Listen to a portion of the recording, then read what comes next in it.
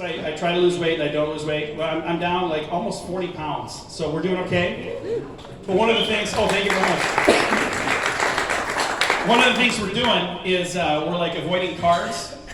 So there's like no carbs, no sugar, no fun, no happiness, and all those things.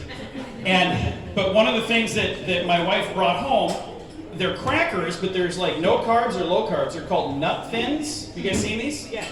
First of all, let's just pause for a second and talk about that name. Nut Thins? You don't have to call it the first thing that comes up at the meeting. What should we call these? How about Nut Thins? Yeah, whatever he said, right? Put it on the box. So, I'm like, Nutcrackers. That's a better name than Nut Thins. I'm like, I could think of like 15 more much better names than Nut Thins. But we get these Nut Thins. And we're eating some Nut Thins one night, watching TV. And my wife's going to bed. I go to give her a kiss, and she said, "Get that cracker mouth away from me." which sounds like a racial slur, but it's not. My wife and I are different in so many ways. She likes her shower hot, hot, hot. Like when we moved into our house, down in the basement, there's a water heater. On that water heater, there's a dial. And there's a line that says anything beyond this is like dangerous. It says it a lot nicer than, I don't know what it says, but something along those lines. And she cranked it way beyond that.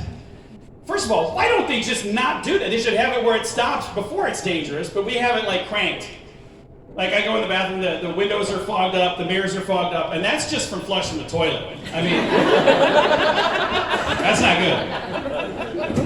good. And in the shower, my wife has shelves of product. She's got, I'm like, what is this? I'm standing in the shower one day just trying to figure out, what am I'm like, I feel like I'm in a warehouse right now. What are all these things? And I'm reading them. I'm like, okay, that's a shampoo. And this bottle kind of looks the same. Oh no, that's conditioner. This one's body wash. And this is a different shampoo. And I asked her, I'm like, what's with all the different things? And well, this one is like when I dye my hair, I have to use this one for a while. And one's like spring rain, and it was for summer, like different shampoos for different seasons. I have one bottle. In my bottle, it has shampoo, it has conditioner, it has body wash. I can use this same product to get stains out of the driveway. I mean, it is a versatile bottle, let me tell you. I love to surprise my wife with breakfast in bed. Anybody else like to do that? Somebody up here? You like to surprise my wife with breakfast in bed?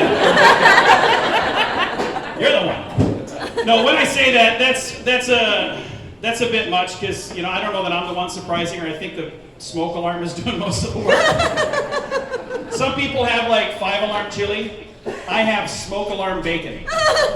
Every single time I make bacon, the smoke alarm goes off for some reason. And my wife said, you need to quit cooking it on high. But I'm like, I cook it gets done really quick. She goes, yeah, it's no rush, just do it slow. She goes, John, think about bacon, it's like foreplay, nice and slow.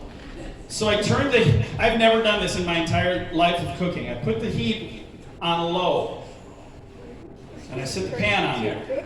And like 15 minutes later, it's still not hot enough to cook bacon. And it's cooking, and I'm letting this go. But the problem is, like when I cook bacon, I cook a whole pound of bacon, but it doesn't all fit in the pan. So when you're cooking it on high, I take that stuff out. A couple minutes later, this is done. Well, the way she had me cook the bacon, I had like a half hour to myself with this bacon. Look at me. Do you think that bacon lasted? So I'm like, well, now that I've eaten a half a pound of bacon, I better not eat any of this. So when it was all over and done with, like she was saying, it is kind of like sex, because when it was finally time, there was a lot less meat than she was expecting. So.